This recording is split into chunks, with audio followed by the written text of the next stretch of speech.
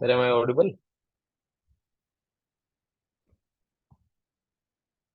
हाय जान. Hello, sir. Yes, you are audible. And अगर आपको ना वो अब उर्दू में लेने हैं आगे सेशंस, तो जी जी एग्जाम्पलर्स की जगह हम लोग ना एनसीईआरटी पे रहेंगे. जी जी। एनसीईआरटी में हम उर्दू में ना फिजिक्स देंगे फिर आपको इंसान.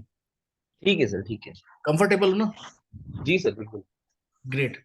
और जब आपको उर्दू नहीं करना हो तो हम आपको एग्जाम्पलर दे देंगे. ठीक है. अच्छा, ओके सर। तो ये फर्स्ट सेशन है आपका उर्दू में. तो इसमें मैं बता देता हूँ, जैसे कि अभी तक हम लोग सेशन जो कर रहे थे ना एग्जाम्पलर्स थे, तो उसमें सीधे एक्सरसाइज कर रहे थे. छोटा मोटा दो चार लाइन का जी ब्रीफ अलग बात थी. लेकिन अब चूंकि हम लोग चैप्टर करेंगे, तो चैप्टर करते समय क्या है ना, हमें जैसे फिजिक्स है ये, तो इसमें हमें पूरा ना एक्सप्लेन यस करना पड़ेगा. चैप्टर का ब्रीफ देना पड़ेगा कि अबाउट द चैप्टर क्या है. जी। चैप्टर के अंदर क्या हम्म, थ्योरम है, क्या प्रिंसिपल्स हैं, क्या मैथडोलॉजीज हैं, क्या फॉर्मूलाज हैं, क्या कॉन्सेप्ट्स हैं, वो सारा कुछ. उसके बाद फिर हमें एक्सरसाइज पे आना होगा. तो it will take around two three sessions more, क्योंकि चूंकि ब्रीफ है तो एक से दो सेशंस एक्स्ट्रा भी लग सकते हैं, doesn't matter. Yes sir. But जी हमें जी। ब्रीफ करना है और फिर एक्सरसाइज करनी है. Yes sir. एग्जाम्पल्स जो इसमें दिए हुए हैं, उन एग्जाम्पल्स को सॉल्व करने की जरूरत नहीं पड़ेगी क्योंकि वो ऑलरेडी सॉल्व है. जी तो जी। हम उनको स्किप कर देंगे. सर, एक मिनट, आप मुझे ये बताइएगा, मेरी आवाज आपको आ रही है? मैं एक माइक हाँ चेंज हाँ, कर रहा हूँ। बढ़िया ठीक है। आ रही है. नहीं, अभी तो अच्छी आ रही है, क्यों चेंज कर रहे हो?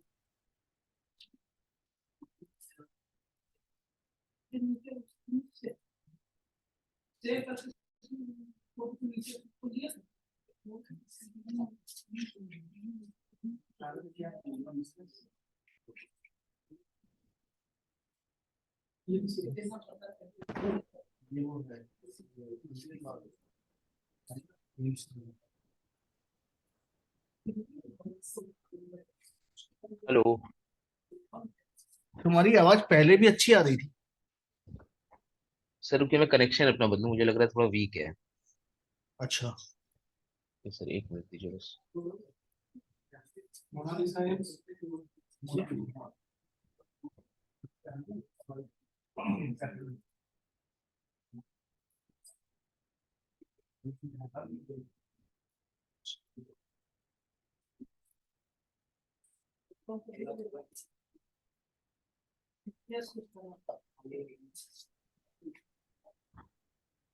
हेलो। हाँ इंसान. ये सर, अब आवाज आ रही है साफ? आवाज तो पहले भी साफ आ रही थी, कोई प्रॉब्लम नहीं अच्छा था अच्छा। आवाज. अच्छा, मुझे लगा यार थोड़ा नेटवर्क की प्रॉब्लम हो रही थी, इस वजह से मैंने हाँ, चेंज तो कर वो लिया। तुम एक बार देख लेना, क्योंकि अगर नेटवर्क इशू रहा तो आवाज कहीं ना कहीं ब्रेक हो सकती है. जी क्योंकि अभी क्या है ना, अभी तो जस्ट ऐसे ही नॉर्मल टॉक हो रही है तो ठीक है, समझ जी। में आ रहा है. हाँ पढ़ाते हाँ। समय कहीं ब्रेक होगी तो वो फिर ना, वो पीछे का फिर समझ में नहीं आता बच्चों को. जी जी जी, बिल्कुल सही बात है। तो ठीक है अजान, आप उर्दू में स्टार्ट करो इसको, और मैं म्यूट कर रहा हूँ. जब आपका सेशन कंप्लीट हो जाए तो आप मीटिंग लीव कर देना और मुझे एक व्हाट्सएप पे मैसेज डाल देना बस. ओके सर, ओके ओके, बिल्कुल। Thank you.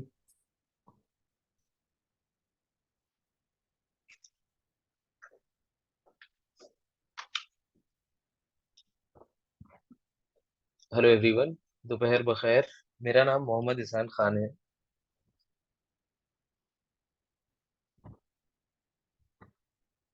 और इस वक्त मैं अपनी सिविल और इन्वायरमेंटल इंजीनियरिंग की डिग्री हासिल कर रहा हूँ आईआईटी पटना से।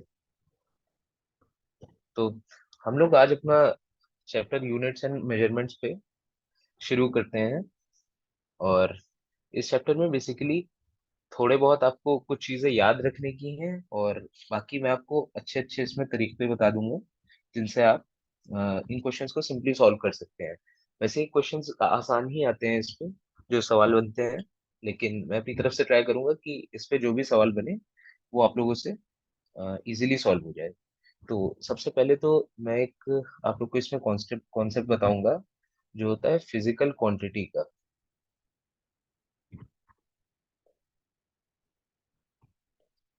अब जो वर्ड मैं आप लोग को बता रहा हूँ इंग्लिश में, आपको इस वर्ड को एज इट इज ध्यान रखना पड़ेगा। आपको इसको ऐसे ही याद रखना पड़ेगा, PQ। ठीक है, इसका आपको समझाने के लिए मैं मतलब बता दूंगा, लेकिन अगर आप इसको दूसरी उसमें याद रखोगे तो आप एग्जाम में थोड़ा सा फंस सकते हो।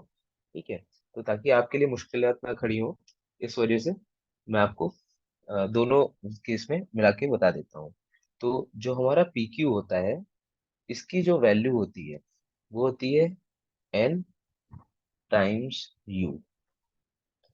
किसी भी क्वांटिटी को, किसी भी जो भी हम लोग के पास फिजिकल क्वांटिटी हमारे पास दी गई है, जो मुनाफिक ने, उसमें जो उसकी वैल्यू होती है वो होती है N × U, जिसमें से N होता है हमारा न्यूमेरिक वैल्यू। तो हमारा न्यूमेरिक वैल्यू N का मतलब है कि जो भी आपकी क्वांटिटी में अ, जो नंबर, जैसे मैं कहता हूँ 10 न्यूटन। ठीक है, अगर 10 न्यूटन मैंने आपसे बोला तो 10 न्यूटन का मतलब होता है कि उसमें से जो 10 है वो आपका हो जाता है फिजिकल क्वांटिटी में। ठीक है, तो तो एन हम लोग का हो गया अदबी कद्र। ठीक है, ये हो गया हम लोग का कद्र यानी न्यूमेरिकल वैल्यू। इसका मतलब हो गया जैसे 10, 10। और जो यू होता है, ये होती है यूनिट। अब ये यूनिट क्या क्या हो सकती है? यूनिट हमारी होती है एक newton, kilo newton, metre, kilometre. ठीक है, ऐसे। तो हम लोग का जो कोई भी फिजिकल क्वांटिटी जिसकी वैल्यू हम लोग को दी गई है, ठीक है, जिसकी जो भी मतलब हम लोग को क्वेश्चन में या कहीं पे भी जो उसका कद्र दिया गया है, कद्र मतलब वैल्यू, तो उसका जो मतलब होता है N × U। एन हो गई उसका न्यूमेरिक कद्र, ठीक है, और यू हो गई उसकी यूनिट। तो इस बात को बस आप लोग को ठीक से ध्यान रखना है कि किसी भी आप फिजिकल क्वांटिटी को इन दोनों के प्रोडक्ट से आप बता सकते हो। ठीक है, तो अब मैं आपको दिखाता हूँ कैसे। तो जैसे कि फॉर एग्जांपल, अगर मैंने आप लोग को लिख के दिया, पहले बता देता हूँ कितने टाइप की फंडामेंटल PQ होती हैं। फंडामेंटल का मतलब बेसिक। कितने कितने तरह के कद्र बन सकते हैं इसमें। तो फंडामेंटल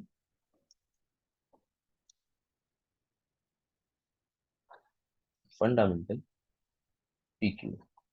ठीक है, ये कितने तरह से बन सकते हैं उसकी बात बताता हूँ मैं। ये ये ऐसी चीजें होती हैं जो किसी भी और PQ पे डिपेंड नहीं करती हैं। तो इसका क्या मतलब होता है कि कुछ आपकी कुछ क्वांटिटीज, कुछ फंडामेंटल क्वांटिटीज इंडिपेंडेंट होती हैं। ठीक है, इसका मतलब वो बाकियों से आजाद होती हैं, बाकियों से उनका लेना देना नहीं होता है। जैसे कि अगर मैं कहूँ लेंथ, क्या आपकी लेंथ किसी और कद्र पे डिपेंड कर रही है? नहीं, ये एक आजाद वैल्यू है ना। तो अगर आपकी लेंथ हो गई, टाइम हो गया, ठीक है, मास हो गया, MLT, और एंगल भी आता है, ये वैल्यूज आजाद होती हैं। ये बाकियों पर डिपेंड नहीं कर रही हैं, ये इंडिपेंडेंट हो। ठीक है, तो ऐसी कुछ वैल्यूज जो हैं जिनके यूज से आप बाकी वैल्यूज को डिफाइन करेंगे, उन्हें कहते हैं फंडामेंटल PQ। पहली बात तो ये। तो इससे मतलब क्या बन रहा है आपका, कि अगर आपको, जैसे मैं कह दूं कि आपको जो स्पीड होती है, स्पीड होती है डिस्टेंस अपॉन टाइम। तो जो आपकी स्पीड है, ये डिपेंड कर रही है, ये आजाद नहीं है, ये डिपेंड कर रही है डिस्टेंस और टाइम पे। लेकिन क्या डिस्टेंस किसी और चीज पर डिपेंड कर रही है? नहीं, डिस्टेंस तो लेंथ ही रहेगी और टाइम T रहेगा। आप इसको फर्दर, आप इसको आगे किसी और अलग फंडामेंटल क्वांटिटीज में नहीं तोड़ नहीं सकते हैं। तो ये बिल्कुल अपने बेसिक फॉर्म में है, इसलिए इनको कहते हैं फंडामेंटल क्वांटिटी, जो बाकियों पे डिपेंड नहीं करती हैं।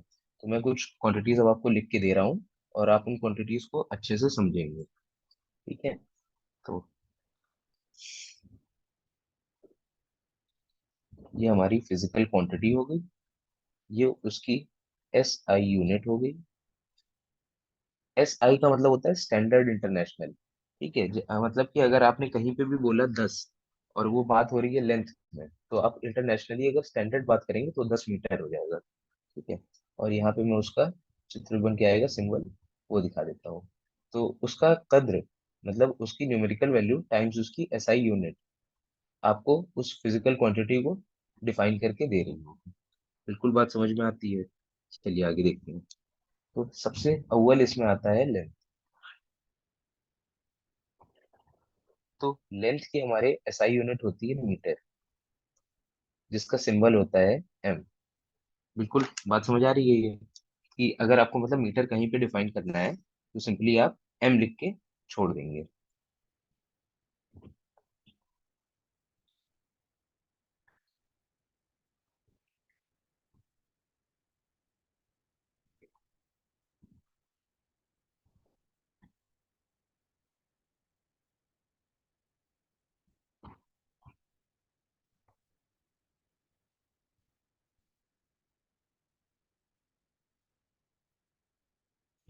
तो तो हमारा लेंथ हो गया फिजिकल क्वांटिटी, उसकी एसआई यूनिट हो गई मीटर, और उसका अमालत, उसका सिंबल जो है वो होता है छोटा एम।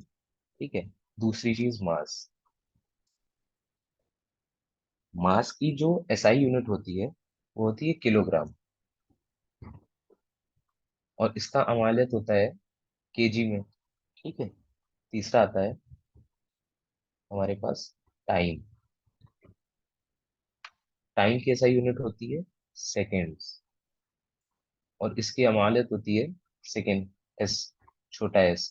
छोटा एम, छोटा केजी, छोटा एस। ठीक है। चौथा होता है टेम्परेचर। टेम्परेचर का ऐसा यूनिट होता है केल्विन, और इसका मालूम होता है के। ठीक है। पांचवा आता है इलेक्ट्रिक करंट।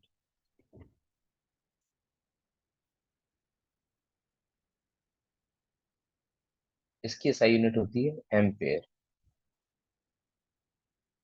इसका साइन होता है ए। इसका अमालम होता है कैपिटल ए। फिर आता है ल्यूमिनस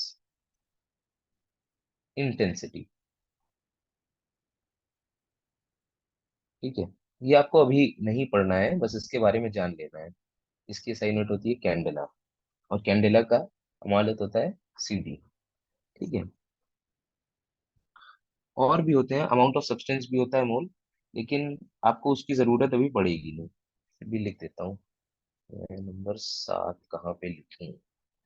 नेक्स्ट पेज पे लिख देता हूँ, इसको आप कॉपी कर लें। इसकी नकल एक बार अपने रजिस्टर में ले लें। और 7वां होता है हमारा amount of substance. Amount of substance, amount of substance में जो एसआई यूनिट होती है वो होती है मोल। इसका कद्र आपको पता है कितना होता है?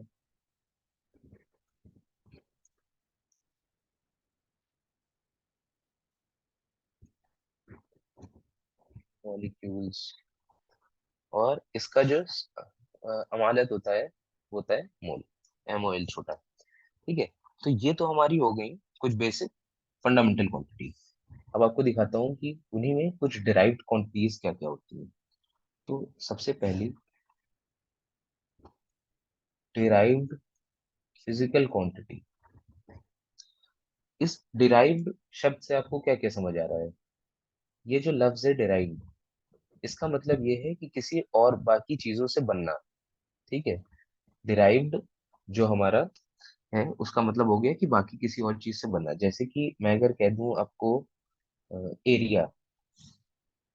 एरिया का मतलब क्या होता है? एक तरफ हम लोग लेते हैं लेंथ, उसको मल्टीप्लाई कर देते हैं ब्रेड से। तो बेसिकली ये जो लेंथ है, अभी हम लोग ने देखा था ना कि हम लोग लेंथ मेजर करते हैं किसमें? मीटर्स में। ब्रेथ भी तो एक तरह से वही है दूरी, इसको भी हम लोग मीटर में मेजर करते हैं, मीटर स्क्वायर। तो ये जो एरिया है ये डिराइव्ड है, किससे डिराइव्ड है?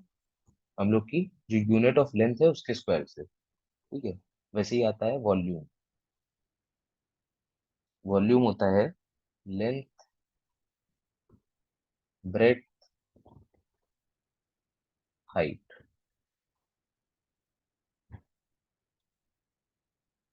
Metre cube. बिल्कुल बात समझ आ रही है। वैसे ही आ जाते हैं वेलोसिटी पे। वेलोसिटी का मतलब होता है हम लोग कितनी तेज जा रहे हैं। और सही ये वेलोसिटी हम लोग का वेक्टर होता है, तो मतलब इसमें डायरेक्शन भी काम आती है, तो डिस्प्लेसमेंट आता है। ठीक है, डिस्प्लेसमेंट और डिस्टेंस में आई होप आपको फर्क पता होगा। Displacement divided by time. ठीक है, तो ये हम लोग का बन जाता है मीटर पर सेकेंड। वक्त से जब हम लोग डिस्प्लेसमेंट को डिवाइड कर देंगे तो हम लोग को वेलोसिटी मिल जाती है। ऐसे ही आता है फोर्स।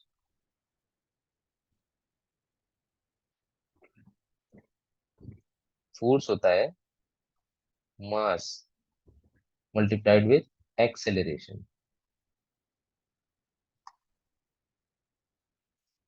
हमारा जो मास है वो तो एक फंडामेंटल क्वांटिटी है, अभी हम लोग ने देखा था। और जो एक्सेलरेशन है वो एक फंडामेंटल क्वांटिटी नहीं है। एक्सेलरेशन क्या होता है? Change in velocity with respect to time, है ना। और इसकी यूनिट होती है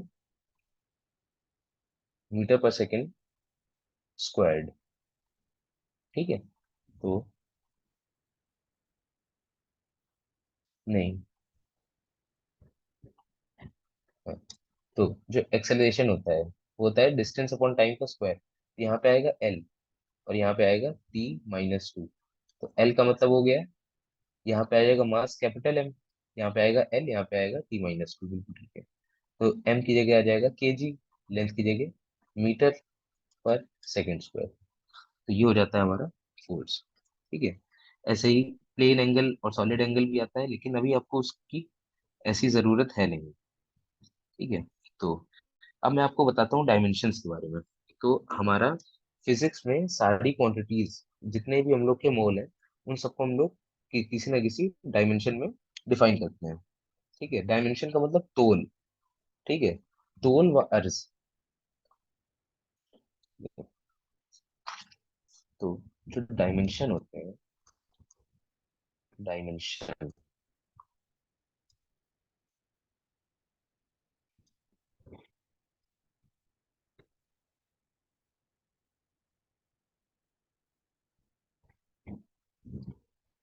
ठीक है, तो डायमेंशन जो हमारे हैं उनका बेसिकली मतलब ये होता है कि जो भी आपकी फंडामेंटल क्वांटिटीज है, जिसको मैंने बताया था, जिनको आप आगे और तोड़ नहीं सकते हैं, जिनसे बाकी आपकी जो दूसरी क्वांटिटीज हैं जो उनसे बन रही है। ठीक है, उन क्वांटिटीज को डिफाइन करने के लिए हम लोग डायमेंशंस का यूज करते हैं। सबसे पहली थी लेंथ, सबसे अव्वल पे है लेंथ।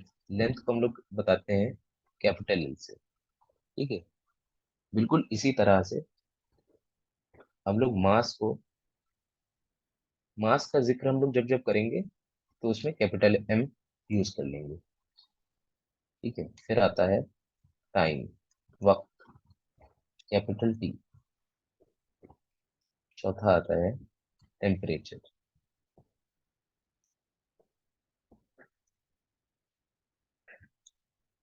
केल्विन के। फिर आता है इलेक्ट्रिक करंट, इसको हम लोग डिफाइन करते हैं कैपिटल ए से। नंबर 6 पे ल्यूमिनस इंटेंसिटी।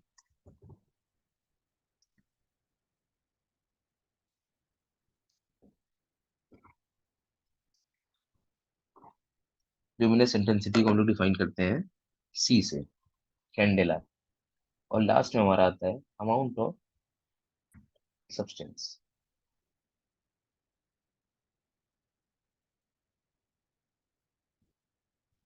जिसको हम लोग डिफाइन कर देते हैं मोल से। मोल का मतलब छोटा, MOL। ठीक है, इतनी बात समझ आ गई? तो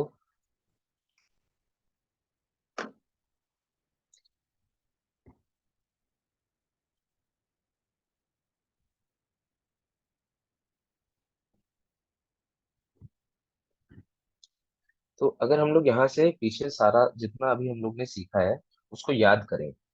ठीक है, तो सबसे पहली बात होती है नंबर 1 पॉइंट फिजिकल क्वांटिटी, जिसको हम लोग डिफाइन करते हैं उसके कद्र यानी न्यूमेरिकल वैल्यू।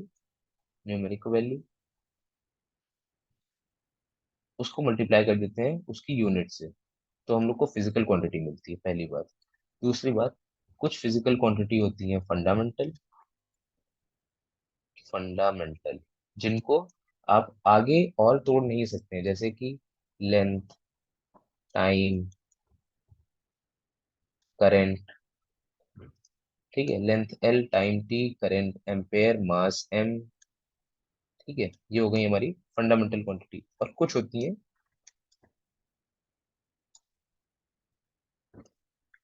Derived quantity. जब हम अपनी फंडामेंटल क्वांटिटीज को यूज करके कुछ नई क्वांटिटीज बनाते हैं, उन्हें कहते हैं डिराइव्ड क्वांटिटी। एग्जांपल में वेलोसिटी। वेलोसिटी बनती है जब हम लोग अपनी एक फंडामेंटल क्वांटिटी लेंथ को डिवाइड कर देते हैं दूसरी फंडामेंटल क्वांटिटी टाइम से, तो हम लोगों को वेलोसिटी मिल जाती है। बिल्कुल ठीक है। तो आगे देखते हैं। अब मैं ऐसा कहता हूँ कि मेरी जो डिराइव्ड क्वांटिटीज हैं, उनको अगर मैं उनके डायमेंशंस में लिखना चाहूँ, मतलब उनके फंडामेंटल क्वांटिटीज में तोड़ के लिखना चाहूँ, तो उन्हें कैसे लिखूंगा, चलिए सीखते हैं यहाँ से। जैसे कि अगर मैं आपको लिख के दे दूं वेलोसिटी, तो सबसे पहले आपके दिमाग में आना चाहिए velocity is equals to distance upon time. यही तो इसकी बेसिक फंडामेंटल क्वांटिटीज है। डिस्टेंस को कैसे लिख सकते हैं, टाइम को कैसे लिख सकते हैं? तो यानी वेलोसिटी को हम लोग सिंपली लिख सकते हैं अपना बड़ा square bracket L times T की पावर -1। ये बात समझ में आ गई? तो ऐसे हम लोग अपनी सारी डिराइव्ड क्वांटिटीज को तोड़ के उनके फंडामेंटल क्वांटिटीज के डायमेंशन में लिख सकते हैं। क्या बोला मैंने? मैंने बोला कि एक डिराइव्ड क्वांटिटी ली, डिराइव्ड क्वांटिटी ली, उसको मैंने पहले ब्रेक किया। किस में ब्रेक किया? तोड़ा है मैंने उसको।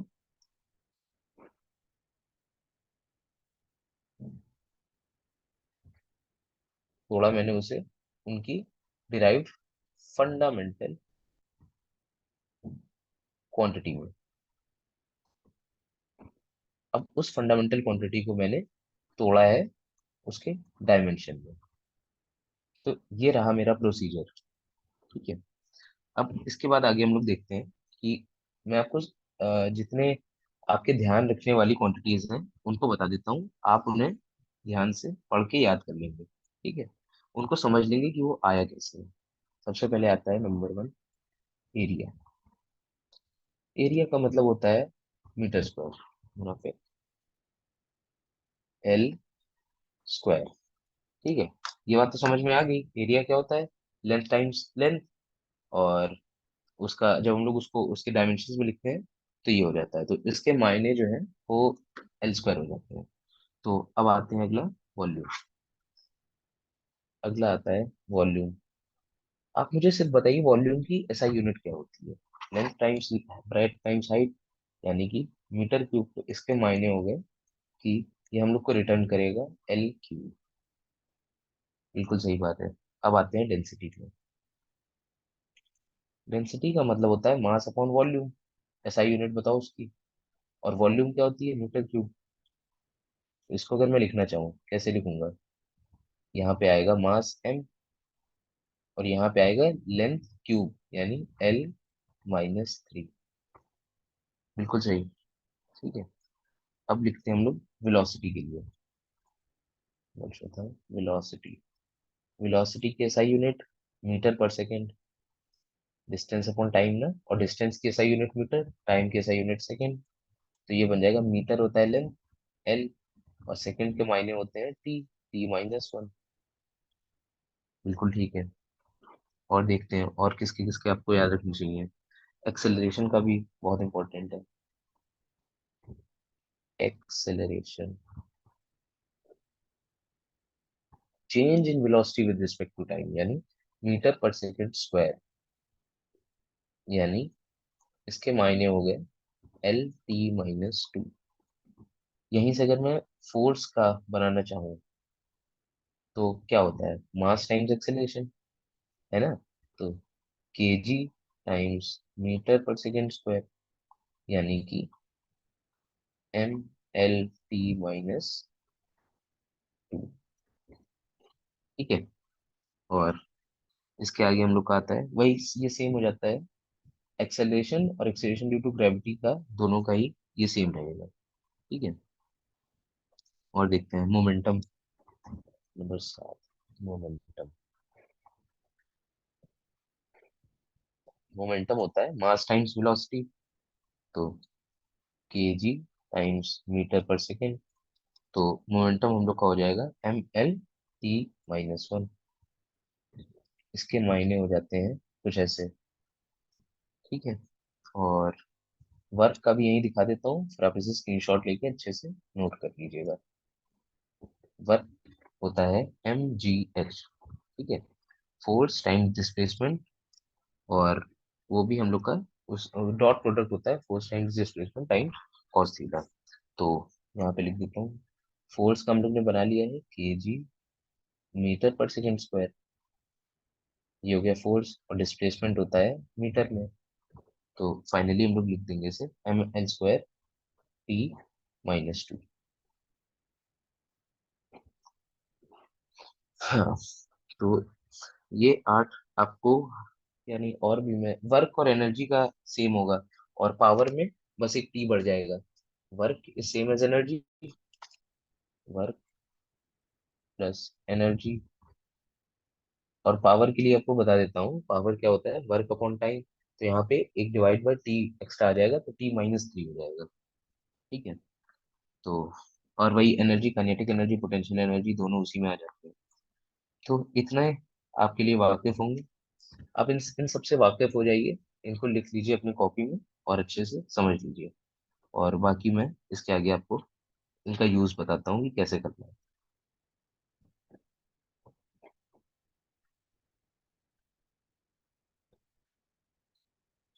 कुछ इलेक्ट्रिक वाले भी आपको बता देता हूँ, तो वो शायद आप उसमें कंफ्यूज नहीं होंगे। अगर मैं कह देता हूँ, मैंने आपको बताया था कि जो फंडामेंटल क्वांटिटी है वो चार्ज नहीं है, वो करंट है, एम्पेयर में। ठीक है। तो अगर आपको लिखना है इलेक्ट्रिक चार्ज, इलेक्ट्रिक चार्ज जो कि होता है क्यू, ये हो जाएगा एम्पेयर टाइम्स टी सेकेंड। इसके मायने क्या है, एम्पेयर हो गया आपका करंट जो फ्लो हो रहा है, और मल्टीप्लाई कर दिया विद टाइम, तो ये आपको चार्ज रिटर्न कर रहा है ना। तो इसकी जो एटी हो जाता है इसका डायमेंशन। वैसे ही इलेक्ट्रिक पोटेंशियल,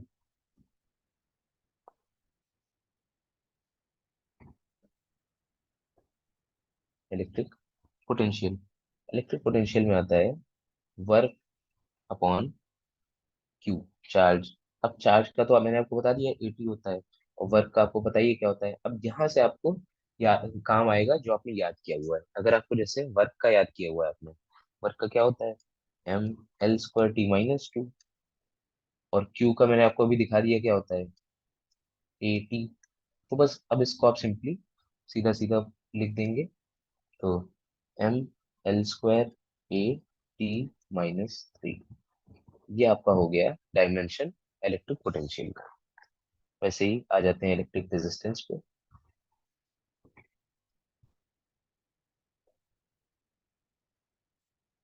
इलेक्ट्रिक रेजिस्टेंस में आ जाता है डेल्टा वी अपॉन आई। तो इलेक्ट्रिक पोटेंशियल अगर आपने यहाँ पे निकाल लिया है ये, और आई आपको पता है कितना होता है, एम्पेयर। तो आप सिंपली यहाँ से उसको भी बता सकते हैं। इलेक्ट्रिक पोटेंशियल का लिख दीजिए ml² a t-3। और करंट होता है एम्पेयर में। ठीक है। तो ये आपका फाइनली आ जाएगा।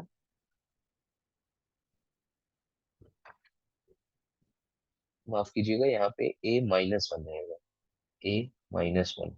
तो यहाँ पे आ जाएंगे ml² a-2 t-3। यूज आप लोग समझे कि नहीं, क्यों मैं कह रहा हूँ कि आप उसको ऊपर याद कर लीजिएगा। अब अगर मैं आपसे कहूँ, ये आपके लिए क्वेश्चन है, find the dimension of capacitance.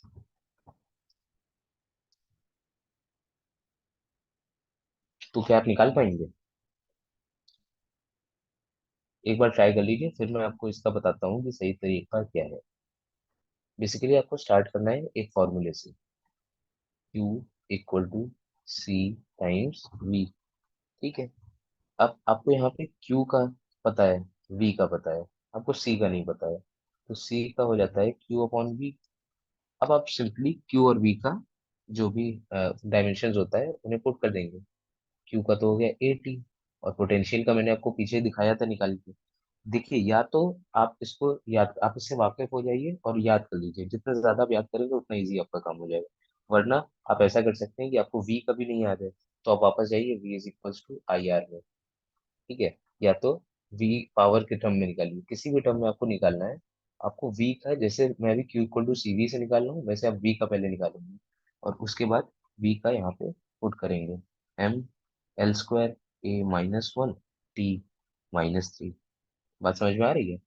और उसके बाद आप सिंपली इसको खोल कर लिख देंगे। M minus one L minus two A squared.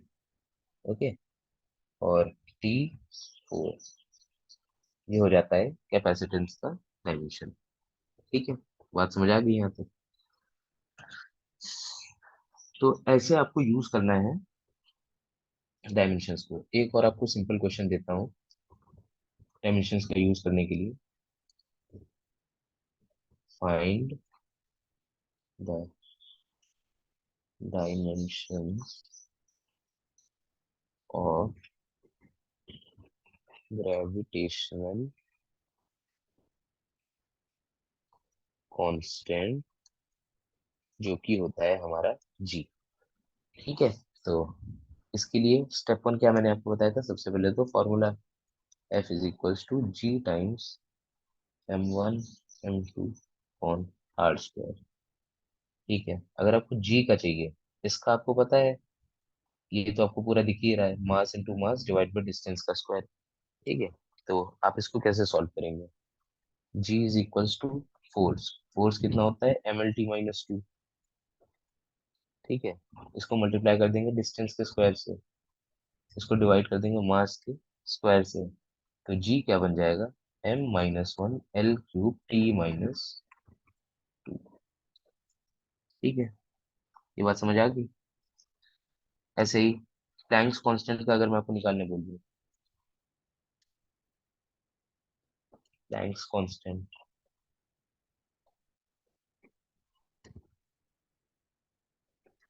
ये जो मैं क्वेश्चंस आपको बता रहा हूँ एग्जांपल में, ये काफी मतलब पूछे जाने वाले क्वेश्चंस हैं। सबसे पहले एनर्जी होती है एच टाइम्स न्यू। यहाँ पे एच होता है हमारा प्लैंक्स कांस्टेंट, एच हो जाएगा ई अपॉन न्यू।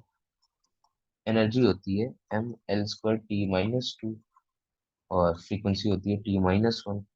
तो M L square T minus one.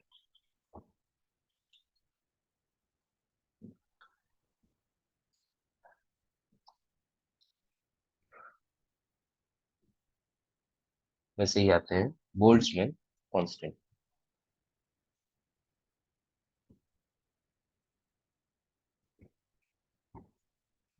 अभी आपको इसकी चिंता करने की जरूरत नहीं है।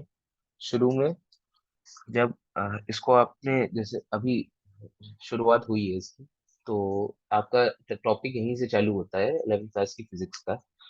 तो आपको ज्यादा ये सब फॉर्मूलेज याद नहीं होते हैं, लेकिन जैसे जैसे आप बाकी चीजें पढ़ेंगे, एग्जाम के अपना नजदीक जाएंगे, वैसे वैसे आप पाएंगे कि सारे ज्यादातर फॉर्मूलेज आपके जहन में पहले ही उतर चुके हैं। तो आपको इसमें मुश्किलात नहीं होंगी। तो बोल्ट्जमैन कांस्टेंट का अगर निकालना है तो आपके लिए ये फॉर्मूला बहुत ज्यादा इजी हो जाएगा। आपको ध्यान रहेगा ये फॉर्मूला अपने आप ही, आपको अभी ये सब रटने की जरूरत नहीं। तो के हो जाएगा पी वी अपॉन टी, यहाँ पे टी होता है टेम्परेचर। ठीक है, टी को हम लोग लिख सकते हैं force upon area volume T. इसमें से सारी चीजों की डायमेंशन आपको पता है, तो उनको बस पुट करना है आपको। फोर्स हो गया M L T minus two, volume हो गया एल क्यूब, एरिया हो गया एल स्क्वायर, और टी टेम्परेचर हो गया केल्विन में K. L square L square, तो M L square T minus two K minus one. बात समझ आ गई है? ऐसे आपको डायमेंशंस का यूज करना है। तो अब आपको आगे बताता हूँ। अब इसमें बेसिकली कुछ आपके सिंपल प्रिंसिपल्स बनते हैं, कुछ कायदे बनते हैं, कुछ मैनर बनते हैं, जिसमें आपको बातें याद रखनी होंगी, जिससे आपके सारे क्वेश्चन हल हो जाएंगे। तो सबसे पहला मैं आपको बताता हूँ प्रिंसिपल ऑफ, इसमें आपको देखते हैं कहाँ दिया। हम्म तो बेसिकली पहले जैसे ये टेबल है, इस टेबल को आप अच्छे से पढ़ेंगे, मैंने इसके बारे में आपको समझा दिया है पूरा। अब आपको अपने जहन में बस इस सबको उतारना है। तो एक बार इस टेबल से अच्छे से वाकिफ हो जाए। वैसे ही यहाँ पे कन्वर्जन है, कन्वर्जेंस का बहुत अच्छा तरीका मैं आपको बताऊंगा। अभी बस आप एक बार इसको देख, ठीक है। कुछ चीजें हैं जो आपको ध्यान रखनी पड़ेंगी, जरूरी है। कुछ चीजें हैं जो आप डिराइव कर सकते हैं, तो उनको मैं नहीं सजेस्ट करूंगा कि आप ऐसे ठीक से पढ़ें। सिग्निफिकेंट फिगर्स के बारे में मैं आपको अच्छे से समझाऊंगा, राउंडिंग ऑफ सिग्निफिकेंट फिगर्स, इस सब के बारे में। तो यहाँ पे हम लोग अभी चल रहे हैं डायमेंशंस पे। ठीक है, तो इन डायमेंशंस के बारे में मैंने आपको अच्छे से समझा दिया, ये कैसे बने, कैसे काम कर रहे हैं। अब इसमें ही इनके यहाँ पे कुछ एग्जांपल्स हैं, जो कि मैंने आपको जैसे एग्जांपल अभी कराए हैं ये वैसे ही हैं। आप इनको खुद सॉल्व करके देखें तो आप समझ जाएंगे। यहाँ पे प्रिंसिपल ऑफ होमोजेनिटी के बारे में नहीं बताया है शायद। चलिए मैं करा देता हूँ आपको। तो सबसे पहले आता है हमारा principal of homogeneity.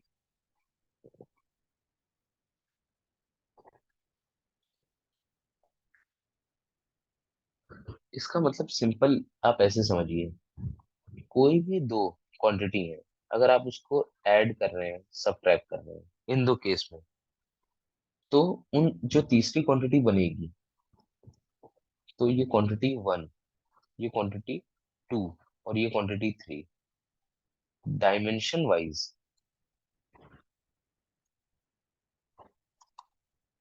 One equal to two equal to three. तो इसका क्या मतलब होता है? अभी आपको सुनने में थोड़ा सा ऐसा लग रहा है कि नहीं समझ आ रहा है, बट अगर मैं ऐसे कहूँ आपसे कि 10 किलोमीटर प्लस 3 किलोग्राम, क्या ये कुछ मतलब बना रहा है? क्यों नहीं बना रहा है? क्योंकि आप क्या कह रहे हो कि भाई ये किलोमीटर तो लेंथ है और किलोग्राम तो मास है, आप इनको कैसे ऐड कर रहे हो, है ना? तो इसी को कहते हैं प्रिंसिपल ऑफ होमोजेनिटी। अगर आप किसी भी दो चीज का सम कर रहे हो,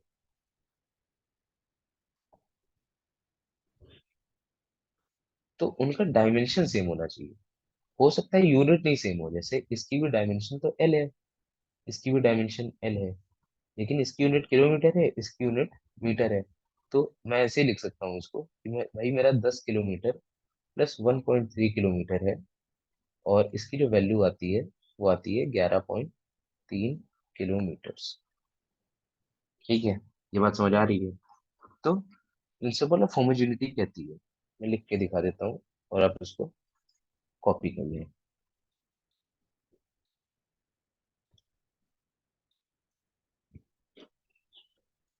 प्रिंसिपल ऑफ होमोजेनिटी,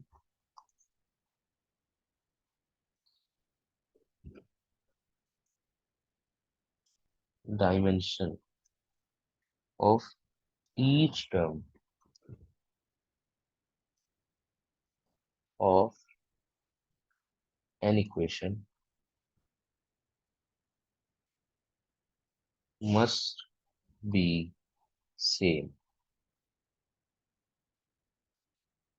दूसरी इसकी डेफिनेशन है एड सब्ट्रैक्ट, केवल आप सिमिलर फिजिकल क्वांटिटीज का करेंगे।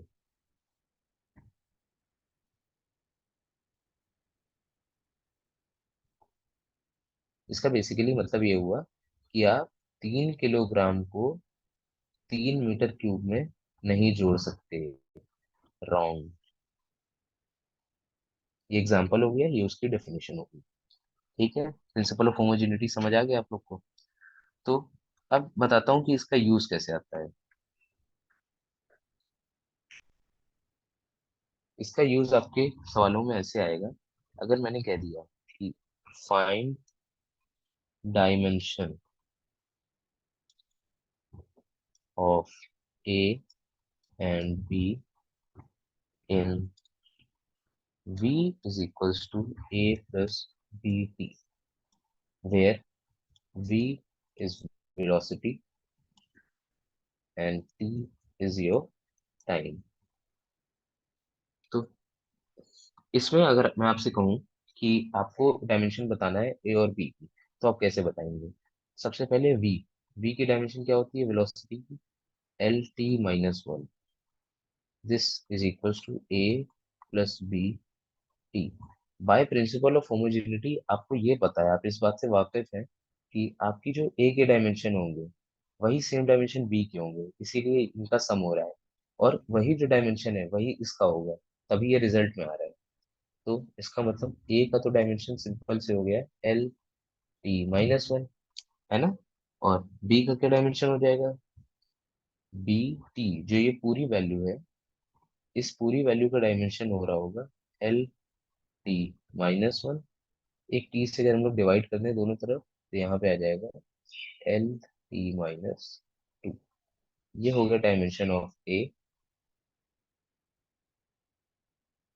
और ये हो गया डायमेंशन ऑफ बी। काफी बेसिक क्वेश्चन, पर ये आपको यूज बता रहा है कि प्रिंसिपल ऑफ होमोजेनिटी को कैसे यूज करना है। चलिए आगे देखते हैं।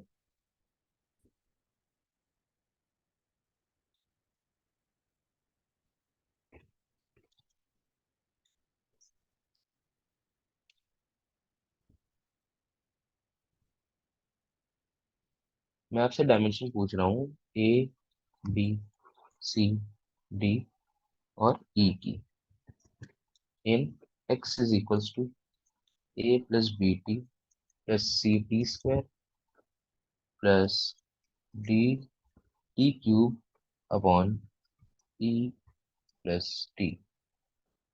ठीक है, फिर से लिख देता हूँ ये वाला पार्ट।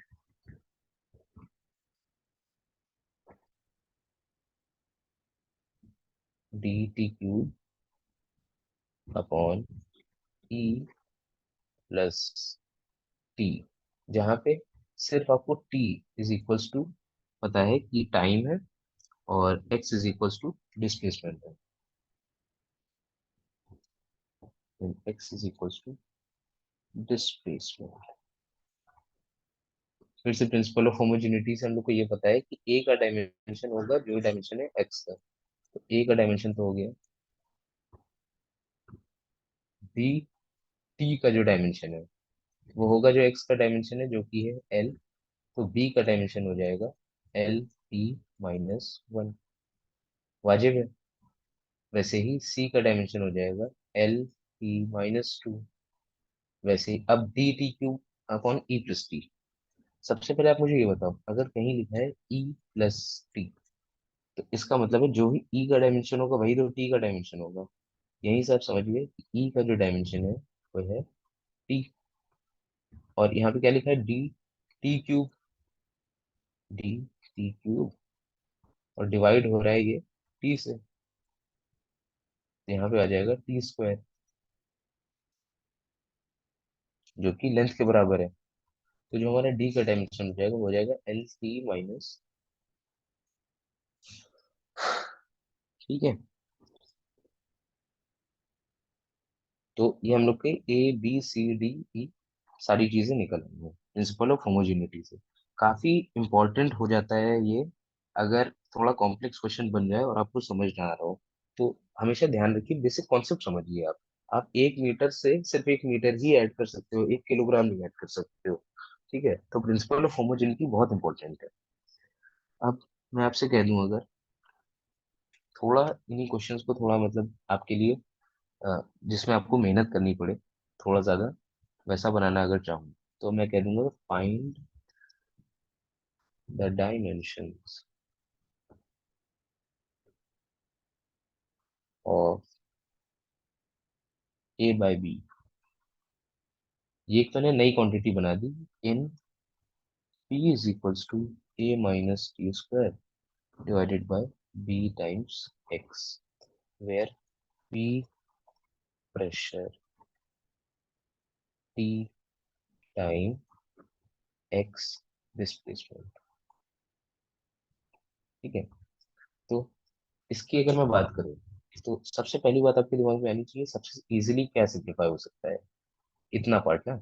ये तो नहीं, अब मल्टीप्लीकेशन में मैंने ऐसा कोई रूल नहीं बताया प्रिंसिपल ऑफ होमोजेनिटी का कि आप 1 मीटर से सिर्फ 1 मीटर को ही मल्टीप्लाई कर सकते हैं, ऐसा कुछ नहीं है। आप 1 मीटर से जब सेकंड इनवर्स करते हैं तभी आपको वेलोसिटी मिलती है, मीटर टाइम्स सेकंड इनवर्स, इसलिए ये गलती मत करिएगा। तो ए माइनस टी स्क्वायर अगर सब्ट्रैक्ट हो रहा है ए टी स्क्वायर के साथ, तो मतलब ए का भी डायमेंशन वही होगा जो कि टी स्क्वायर का होगा। ए की तो फॉरन मिल गई हम लोग को। अब बात करते हैं बी एक्स पे। तो बी एक्स का निकालने के लिए हम लोग ऐसा करेंगे कि प्रेशर का क्या हम लोग को डायमेंशन पता है। प्रेशर का डायमेंशन अगर हम लोग को पता है, तो प्रेशर क्या होता है बेसिकली, फोर्स अपॉन एरिया। तो यहाँ से अगर हम लोग फोर्स को लिखना चाहें, M L T minus two, और एरिया को अगर लिखना चाहें तो एल स्क्वायर, तो प्रेशर क्या आ जाएगा, M L minus one T minus two, है ना। ये हो गया प्रेशर। अब अगर हम लोग का प्रेशर, प्रेशर को यहाँ पे लिख लेते हैं M L minus one T minus two, numerator में तो टी स्क्वायर है, अभी हम लोग ने देख लिया डायमेंशन, न्यूमरेटर में आ गया टी स्क्वायर, नीचे है बी टाइम्स लेंथ एल।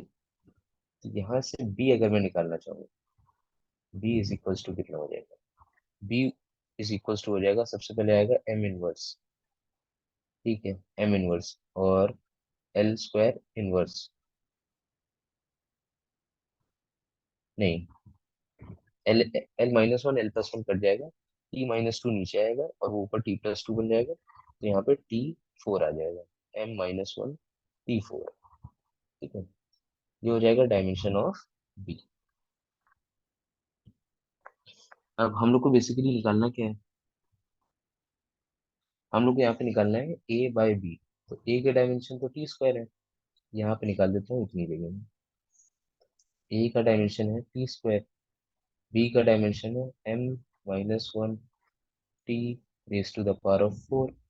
तो एम ऊपर आ जाएगा मास, और टी माइनस टू, ठीक बात है। यहाँ से हम लोग आगे बढ़ते हैं।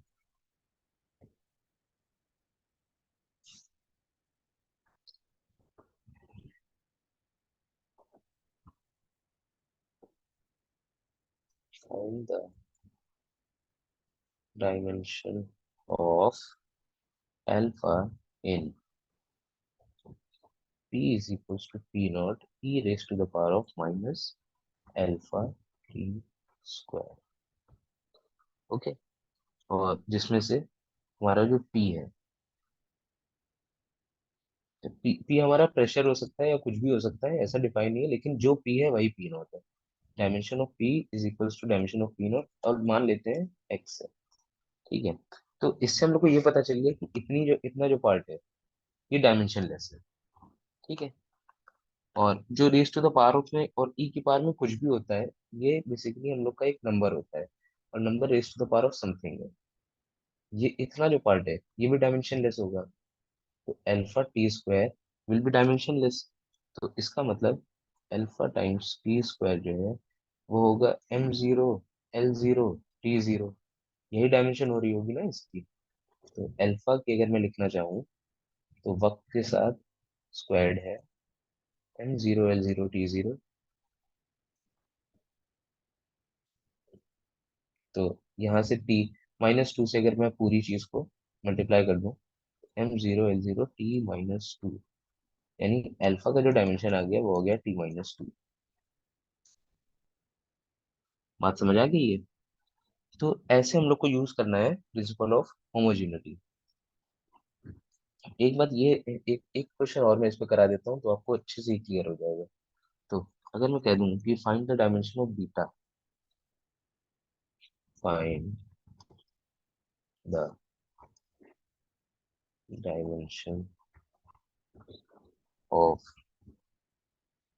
Beta in p is equals to alpha upon beta e raised to the power of minus alpha z divided by k times theta। अब मैं यहाँ पे बता देता हूँ p है प्रेशर, p हमारा प्रेशर है, जेड है डिस्प्लेसमेंट, थीटा है टेम्परेचर, के है हमारा बोल्ट्जमैन, बोल्ट्जमैन कांस्टेंट।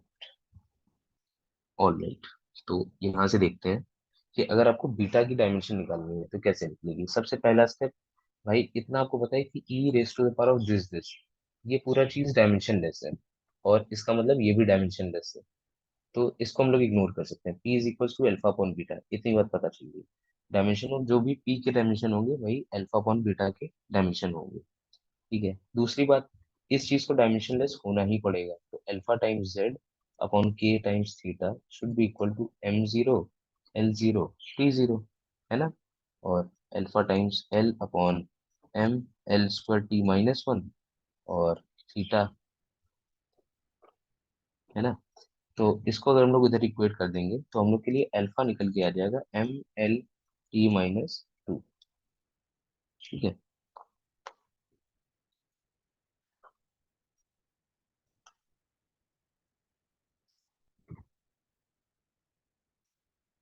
सॉरी यहाँ पे t-2 होगा। ठीक है, और के थीटा भी है साथ में, और उसकी वजह से भी के यहाँ पे थीटा इनवर्स आ रहा होगा। हाँ, एक theta theta into theta inverse की वजह से थीटा भी चला जाएगा, अल्फा की वैल्यू इतनी आ गई। अब अगर हम लोग को अल्फा की वैल्यू मिल गई है तो हम लोग को बीटा की भी वैल्यू मिल ही जाएगी, क्योंकि प्रेशर इज इक्वल्स टू क्या है, pressure is equals to alpha upon beta. Dimension of pressure is equals to dimension upon dimension of alpha divided by beta. अब अल्फा की तो आपको मिल चुकी है, बस आपको प्रेशर की अगर आप लिख लोगे mlt-2 divided by area L square, यही हो जाएगी अल्फा अपॉन बीटा की, mlt-2 डिवाइडेड बाय बीटा। तो बीटा की डायमेंशन हो गया एल स्क्वायर्ड। ठीक है, बात समझ आ गई यहाँ से। अब और तरह से दिखाता हूँ। अपनी ये बात आप अपने जहन में उतार लीजिए कि किस किस क्वांटिटी की, जैसे इक्वेशन में आप लिख रहे हो, उनमें से किस कौन सी क्वांटिटी की डायमेंशन सेम होगी, कौन सी क्वांटिटी डायमेंशन लेस होगी। ये बात से अगर आप वाकिफ हैं तो मुझे नहीं लग रहा है कि इसमें कोई भी क्वेश्चन में आप फंसेंगे। तो जैसे अगर मैं आपको एक क्वेश्चन दूं, y equals to a times sine omega T minus K X, तो आपको इतनी बात पता होगी कि y तो डिस्प्लेसमेंट होता है, ये तो आपकी वेव इक्वेशन है। वाई डिस्प्लेसमेंट होता है, ए उसका एम्पलीट्यूड होता है, और ये क्वांटिटी डायमेंशन लेस होती है ना। ये डायमेंशन लेस है, ये भी डायमेंशन लेस होगा। ऑलराइट, तो ए का जो डायमेंशन हो गया वो तो हो गया लेंथ, है ना। और omega T minus K x, ये जो पूरा टर्म है ये होना चाहिए m0 l0 t0, m0 l0 t0, dimension less होना चाहिए, है ना। और पहली बात ये, दूसरी बात ये कि जो भी ओमेगा टी का डायमेंशन होगा वही डायमेंशन होगा के एक्स का। तो ये सब बातें आपको समझनी है कि किस किस चीज का डायमेंशन सेम होगा, कौन कौन सी चीज डायमेंशन लेस होंगी। तो इस सब का यूज जब करते हैं हम लोग, तो हम लोग से इसके मैक्सिमम क्वेश्चंस जो है वो बन जाएंगे। ये डायमेंशंस पे जो क्वेश्चन आते हैं ये उनकी पूरी जस्ट मैंने आपको बता दी। अब हम लोग यूज क्यों करते हैं डायमेंशन, तो इसका एप्लीकेशंस के बारे में बताता हूँ। Application of dimensional analysis. ठीक है, इसका सबसे पहला यूज जो होता है, किसी भी इक्वेशन की करेक्टनेस को चेक करना। इक्वेशन करेक्टनेस, ये होता है इसका पहला यूज। इसका मतलब क्या हो गया, जो भी आपकी इक्वेशन लिखी है लेफ्ट हैंड साइड में, उसके जो भी डायमेंशन है,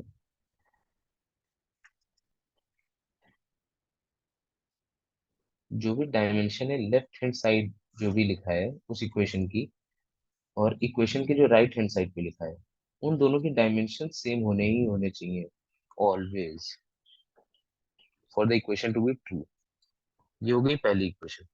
पहली एप्लीकेशन ये रही कि आपने एक भी कोई भी इक्वेशन मानिए बनाई, तो उसमें जो भी लेफ्ट हैंड साइड पे है उसका डायमेंशन राइट हैंड साइड के बराबर होना चाहिए एट ऑल टाइम्स।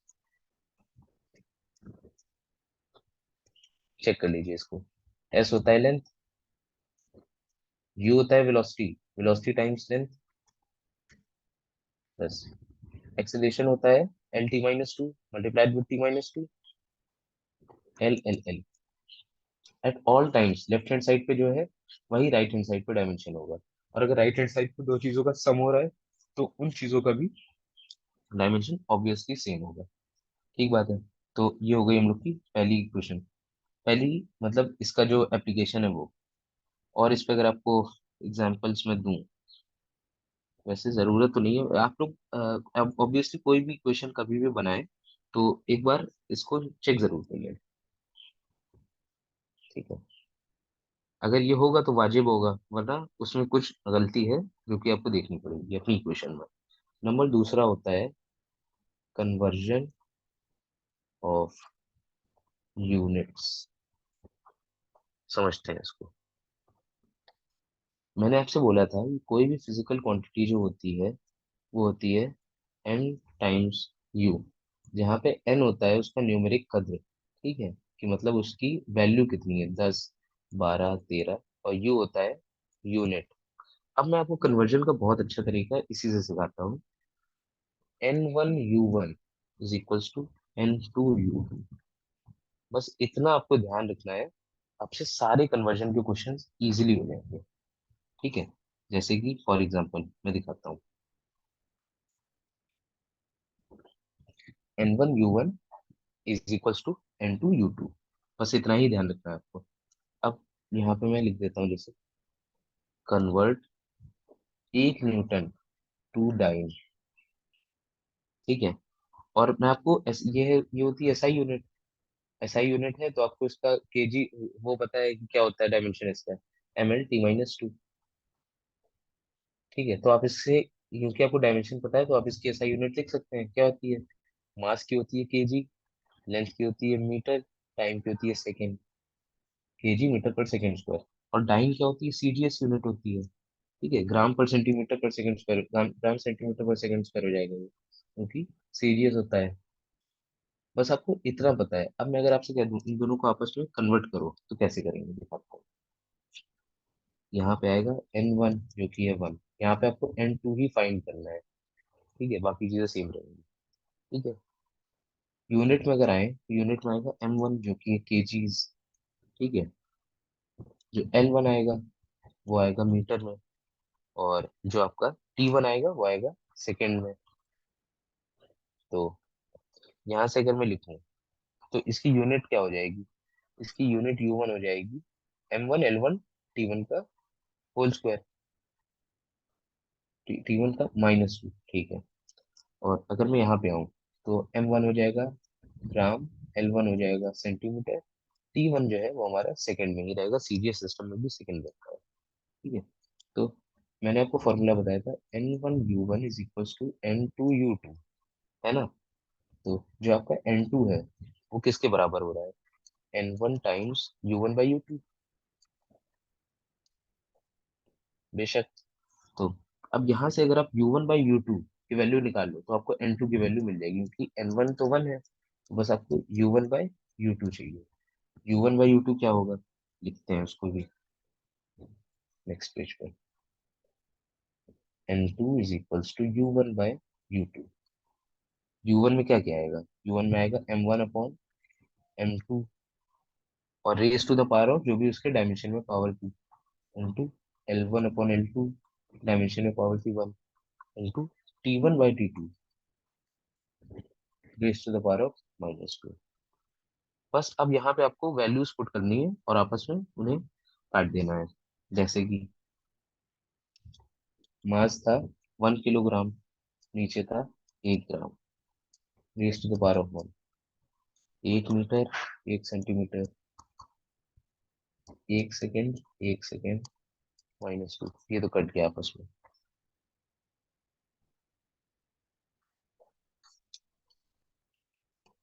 10⁻³ ग्राम और 1 ग्राम, 10⁻² सेंटीमीटर, 1 सेंटीमीटर। n1 जो आपका आया वो कितना आ गया, 10⁻⁵। तो जो आपका n1 u1 is equal to n2 u2 था, उससे आपको पता चला है कि जो आपका N2 आ रहा है वो आ रहा है 10 raise to the power of 5। ठीक है, तो यानी कि 1 न्यूटन का मतलब हो गया 10 raise to the power of 5 dyne. Okay, तो ये यूज आता है इसका यूनिट कन्वर्जन में। थोड़ा सा आपको हैसल होगा इसमें, लेकिन ये बहुत मतलब कि हमेशा सही होने वाला तरीका है ये। एक और आपको दिखाता हूँ। जी की वैल्यू जो होती है वो होती है 6.67 × 10⁻⁻11। यूनिट कोई बता सकता है इसकी?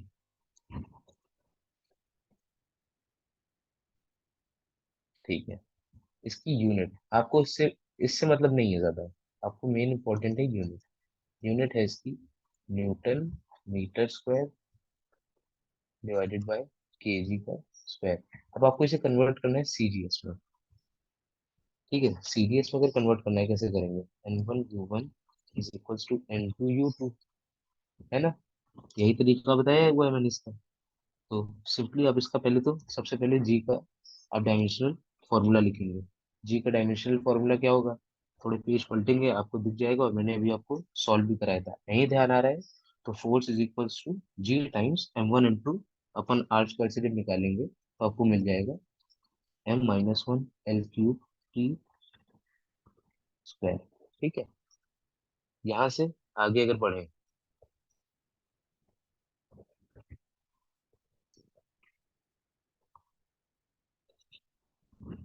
यहाँ से अगर N1 U1 = N2 U2 करते हुए हम लोग बढ़े, तो हम लोग का वापस से N2 = N1। Mass raise to the power था -1, सो केजी, और नीचे है gram raise to the power of -1। Length का क्यूब था। Okay, so metre upon centimetre का क्यूब। और यहाँ पे तो टाइम सेकेंड और सेकेंड ही रहेगा, तो उससे मतलब नहीं है, कट जाएगा। तो N2 = N1 टाइम्स 10⁻³ से कटेगा ये, तो 10⁻⁻3। 10⁻², सेंटीमीटर सेंटीमीटर कट जाएगा, 10⁻⁶। N2 = N1 टाइम्स 10⁻³ बात समझ आ गई है? और N1 की वैल्यू हम लोग को पता है कितनी होती है? 6.67 × 10⁻⁻11। 6.67 × 10⁻⁻11 × 10⁻³ 6.67 × 10⁻⁻8। आज के लिए हम लोग इतना ही रखते हैं, यहाँ पे इसको खत्म करते हैं, और अगले सेशन में हम लोग इसके आगे का देखेंगे। तो आपके वक्त आपका टाइम देने का शुक्रिया, और बाद में मिलते हैं।